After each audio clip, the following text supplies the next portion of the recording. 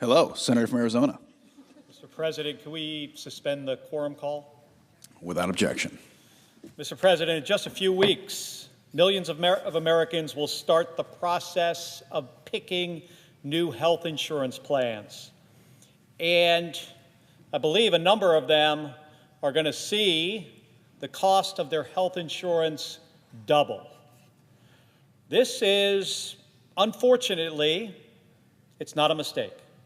It is the price of Washington failing them.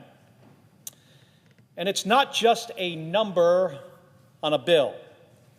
It's the first sign for these families that their lives are going to be much harder.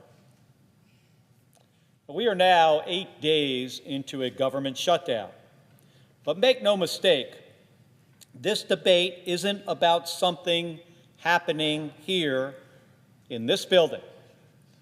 It's about the price Americans pay for their health care.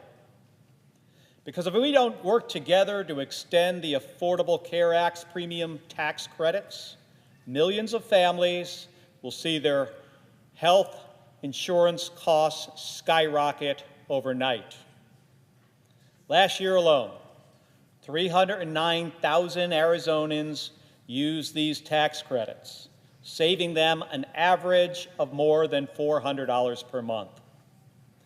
Many of them would need to pay hundreds of dollars more per month. Some will see their costs more than double. That's money that a lot of families simply do not have. That means cutting groceries, skipping a car payment, or saying no to the next time that their kid asks to join a school activity, like a Little League team. For a lot of folks, it will mean losing coverage altogether because they just cannot afford it. So now, these families are going to be one accident or one illness away from financial ruin. This uncertainty could also mean that insurers exit the marketplace, leaving people with limited coverage options. These are not hypotheticals.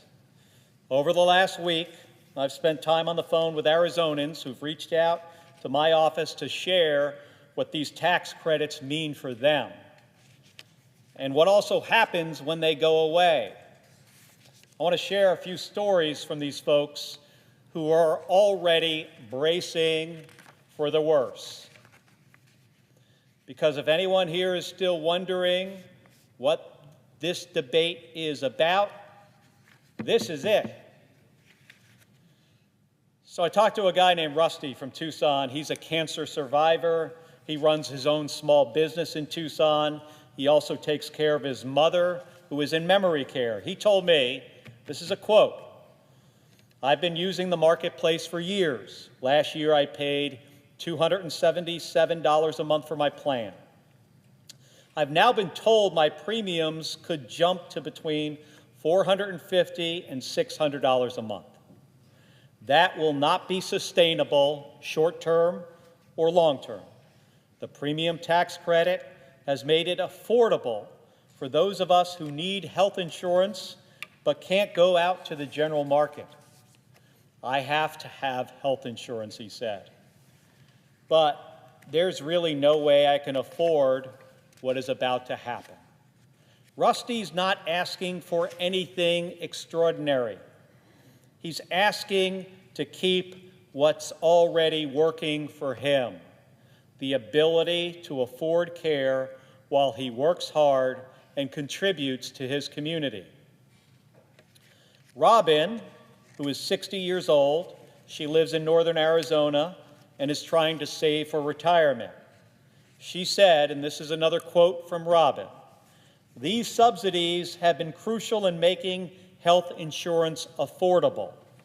I am struggling to pay for my living expenses as it is. My work has not been enough to provide me with a full-time salary, and although I do have some other form of income, it is still not enough for me to live on should my health care subsidy disappear." I feel like many of us middle-class Americans, Mrs. Robin, quoting her, who are caught up in a trap of helplessness because we do not qualify for other benefits. And yet, we do not make enough in order to sustain a healthy quality of life, considering how everything that we need to live on has increased in price. The expiration of these subsidies could lead to significant increases in healthcare costs and potentially make it difficult to maintain coverage. Now, Robin doesn't qualify for Medicaid, but she does work hard. She just wants to be able to afford health insurance until she reaches Medicare eligibility. And Robin said she is not looking for a handout. She is looking for a hand up. Cricket, who is 63, is a realtor from Phoenix. She's self-employed and not yet eligible for Medicare. So for the past 8 years, she has relied on the Affordable Care Act for her health coverage, and if the tax credits go away, her coverage will become unaffordable. She told me, this is a quote again, from Cricket, without it, I would have faced bankruptcy. If premiums rise or these subsidies go away, I could lose my home and everything I've worked for. Health care shouldn't be a privilege, it's a right. Daylene, this next story should remind all of us of what's at stake in this fight. Daylene from Casa Grande was diagnosed with congestive heart failure 20 years ago when she turned 40. Doctors told her that she might live 1 or 2 years. She said because of these credits, she has been able to afford her insurance and medication that literally keeps her heart beating. She wrote to us, "My monthly cardiac drugs cost alone would be over $2,000 without my insurance from the ACA."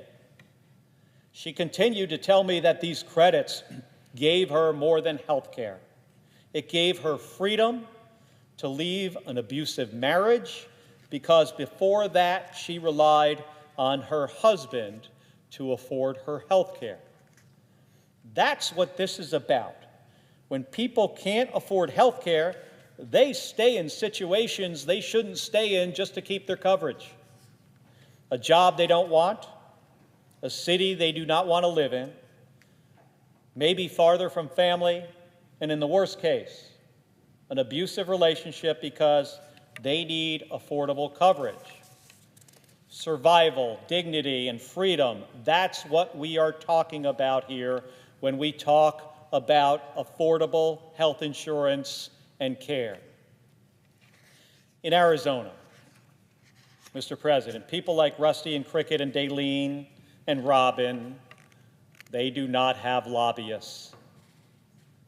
What they have is faith that when they write their senator, someone will listen. I'm not just listening, I'm fighting for them, and thousands more across my state who are in the same exact position. These are hardworking people. They are doing everything right. They're not asking for special treatment. They are small business owners who have to purchase their own plans. They are older Americans who aren't yet eligible for Medicare, and folks who live in rural Arizona and don't get health care through an employer. There are hundreds of thousands, if not millions, of these people across the country. They're asking for all of us here in this body to work as hard for them as they do for their families. And what makes this so frustrating is how simple the solution is. We can vote today to extend these tax credits and reopen the government. But so far, Donald Trump and my Republican colleagues would rather use people's health care as leverage than sit down and work with us to protect it. Arizonans are counting on us to do what's right, not for political points, but for people's lives. That's our job, and I'm here ready to work on this with my Democrat and Republican colleagues across the aisle in this chamber and in the House of Representatives and in the White House. So let's get this done. Thank you. I yield the floor.